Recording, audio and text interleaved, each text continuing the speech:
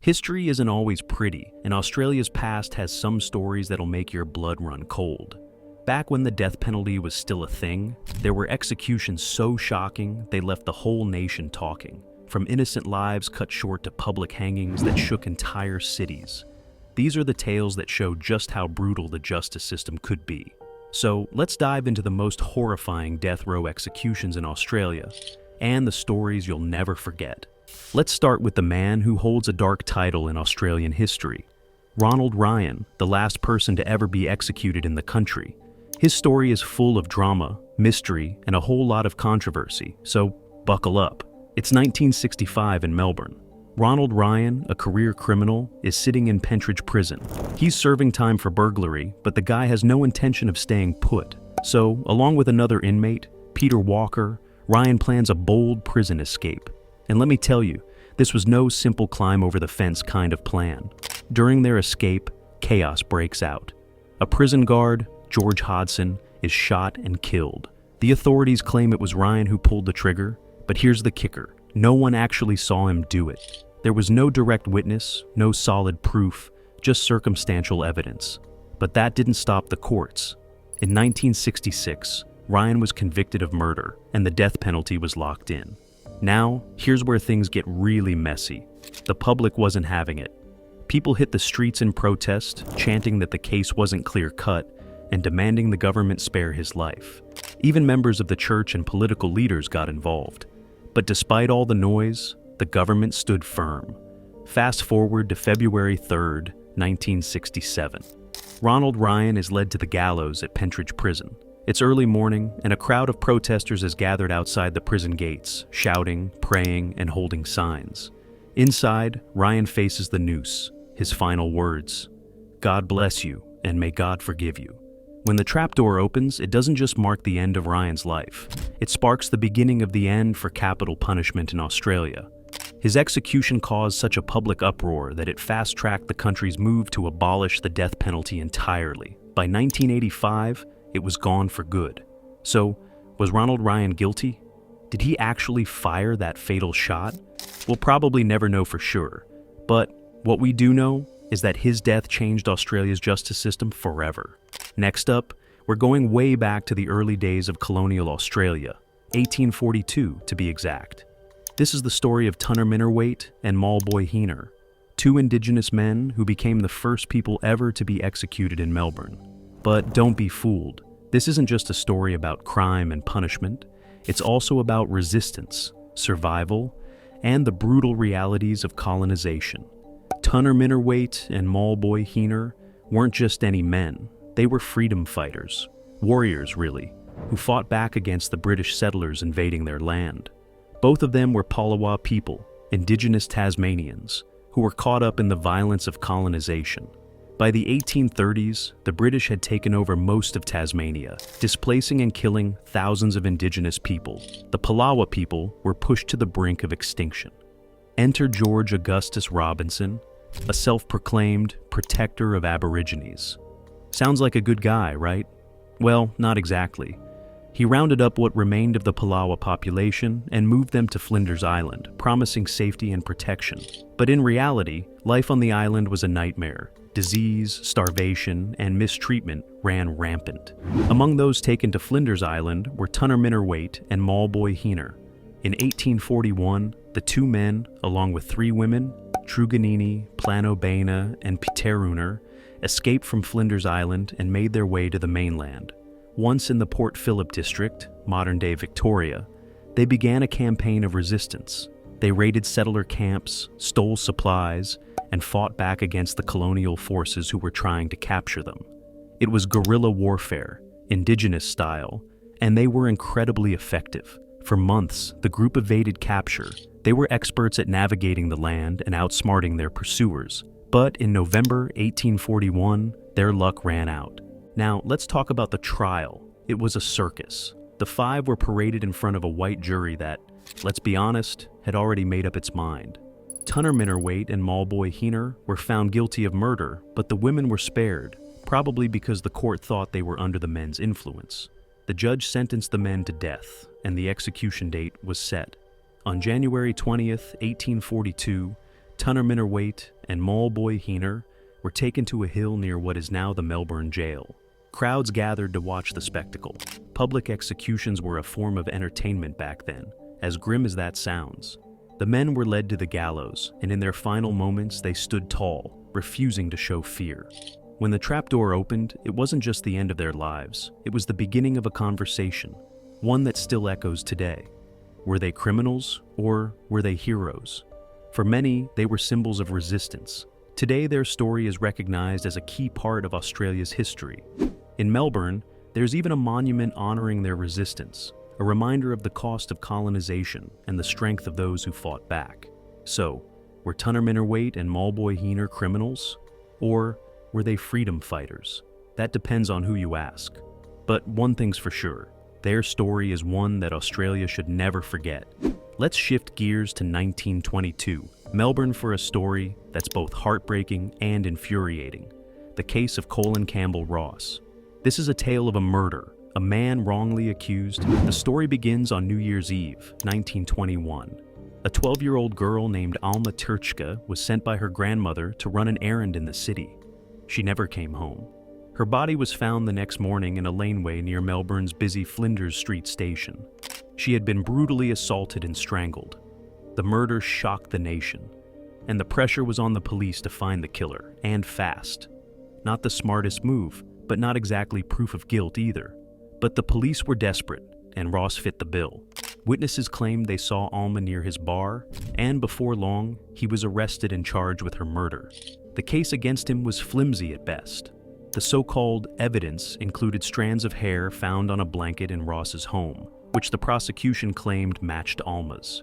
Keep in mind, this was 1922. DNA testing wasn't even a thing. Forensic science back then was, let's just say, questionable. Then came the witnesses. Some of them were career criminals who struck deals with the police to testify against Ross. One of them, a woman named Ivy Matthews, claimed Ross had confessed to her. Convenient, right? But Ivy had her own reasons for throwing him under the bus. She had a grudge against him. Despite these shaky testimonies, the jury bought it. The trial was quick and brutal. Ross maintained his innocence the entire time. But it didn't matter. On April 24th, 1922, he was hanged at Melbourne jail. Decades later, in the early 2000s, Colin Campbell Ross's case was re-examined, this time with modern forensic techniques. Remember those strands of hair that were supposedly Alma's? They were tested and found not to match her at all. The evidence against Ross completely fell apart. And in 2008, 86 years after his execution, he was officially pardoned. Think about that for a second. An innocent man was hanged because of bad science, dodgy witnesses, and a rush to close the case. Ross didn't get justice in his lifetime, but his pardon was a huge moment in Australian legal history. So, what really happened to Alma Turchka? The sad truth is, we still don't know. Her murder remains unsolved, a cold case that haunts Melbourne to this day. Colin Campbell Ross's story is a tragic reminder of just how high the stakes are when it comes to justice. A mistake in the courtroom doesn't just ruin lives, it ends them. All right, let's switch gears a bit, because this next story takes us to the brutal battlefields of the Boer War, all the way across the world in South Africa. But make no mistake, this is a story that's as much about Australia as it is about the military's messy side. We're talking about none other than Harry Breaker Morant.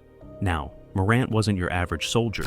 He was a poet, a horseman, and a man with a rebellious streak who became a hero in his own right during the Boer War. He was known as Breaker for his ability to break in wild horses, but he had a reputation that stretched beyond that, one that would lead to his controversial and tragic end. Morant, along with a handful of other Australian soldiers, was fighting alongside the British Army in the Boer War. The conflict was violent and chaotic, with guerrilla tactics used by both sides. The British forces, not exactly known for playing by the rules, were caught up in a series of brutal retaliatory attacks against Boer civilians. One of the most notorious events? The execution of Boer prisoners and civilians, including women and children, who were suspected of aiding Boer fighters. Here's where Morant's story gets really controversial. As a lieutenant in the Australian Bushmen's Corps, Morant and his men were implicated in executing several Boer prisoners and even some civilians.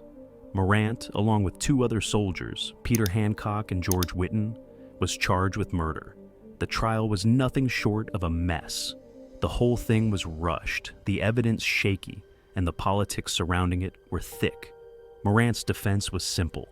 He was just following orders. He argued that, as a soldier, he wasn't in a position to question higher commands. The British military, under pressure to wrap up the war, wasn't having any of it. Morant's trial took place in a field camp in 1902, far from any real courtroom, with no real chance for a fair hearing. He and his fellow soldiers were found guilty, and despite Morant's cries of innocence, the military tribunal sentenced him to death by firing squad. On the morning of February 27, 1902, Harry Breaker Morant stood before a firing squad, his hands tied behind his back. His final words, "Shoot straight, you bastards. Don't make a mess of it." In his mind, he was dying for his country, fighting for a cause he believed in, even if it meant defying the British Empire. But here's the twist. His execution wasn't just a tragic end for a soldier. It was a symbol of a much bigger issue: the British military's refusal to admit to its own war crimes, and the way they scapegoated soldiers like Morant and his comrades to avoid blame.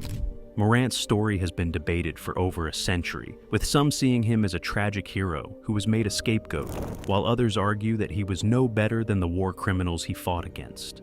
What's especially tragic is that Morant's legacy was largely forgotten for many years. The Australian government and military largely abandoned him, and his name became associated with the tragic futility of war. But in recent decades, his story has been revisited, especially in Australia, where some view him as a victim of political expediency. There are memorials dedicated to Morant in Australia today, and his story continues to provoke heated debates. Was he a war hero or a war criminal? Was he a victim of British injustice, or did he just get what he deserved? These are questions that still divide Australians to this day, but one thing's for sure: Harry Breaker Morant will always be remembered as a man who lived fast, fought hard, and died a controversial death. And while we may never settle the debate about his guilt or innocence, his story is a reminder of the harsh realities of war and the price of loyalty. Now, we come to the final chapter in our story, and it's one that may shock you. Jean Lee was the last woman to be executed in Australia, and her story is one filled with mystery, tragedy, and, for many, unanswered questions. Her fate became the subject of heated debate, and even years after her death, some still argue whether she got what she deserved, or whether she was just another victim of a broken system. Let's rewind to 1949. Jean Lee, a 28-year-old woman from Melbourne, found herself caught up in a dark world of crime and bad decisions. She worked as a waitress and had a reputation for associating with unsavory types. She became involved with a couple of men, John and James Jimmy Dole, who were known to be involved in criminal activities. It all began when the three of them hatched a plan to rob a man named Alexander Chisholm, who ran a successful fruit market. The plan wasn't exactly subtle. They intended to rob Chisholm at his home, and they brought along a bag to carry the cash. But things went horribly wrong. During the robbery, Chisholm was brutally attacked. He was hit over the head with a blunt object, and after a struggle, he was strangled to death with his own clothing. The trio then went to great lengths to cover up the crime, attempting to make the murder look like a robbery gone wrong, but they made crucial mistakes. Chisholm's body was discovered soon after, and the police quickly zeroed in on the three suspects. Evidence pointed to Jean Lee and her companions, and it wasn't long before they were arrested. Now, here's where things get really murky. Jean Lee, during her trial, was painted as a manipulative, cold-blooded woman who had a hand in planning the murder from the start. But the defense claimed that she wasn't as involved as the others. She was allegedly coerced into the crime by the Doles. The trial was quick, and the prosecution's case was based largely on the testimonies of the men involved, who all turned on her. Despite her protests of innocence, Jean was convicted of murder. On February 18, 1951, Jean Lee was executed at the age of 28. She was hanged at Melbourne jail, and the circumstances surrounding her death were heartbreaking. As the first woman in more than 10 years to be executed, her case sparked outrage among some sections of the public. There were protests and calls for her life to be spared, with people arguing that she had been unfairly judged, or that her involvement in the crime was minimal. In the years that followed, many began to question the fairness of Jean Lee's trial. Was she truly the mastermind behind the brutal murder of Alexander Chisholm? Or was she just a product of her environment, caught up in a web of crime, manipulation, and bad luck? Some believe that she didn't deserve to die, and that her case was an example of the justice system failing to see the complexities of the situation. Others argue that she played a central role in the crime, and that justice was served. Either way, Jean Lee's execution remains one of the most controversial in Australian history. The debate over whether she was innocent or guilty, whether she deserved her fate, is something that still lingers in the public's mind.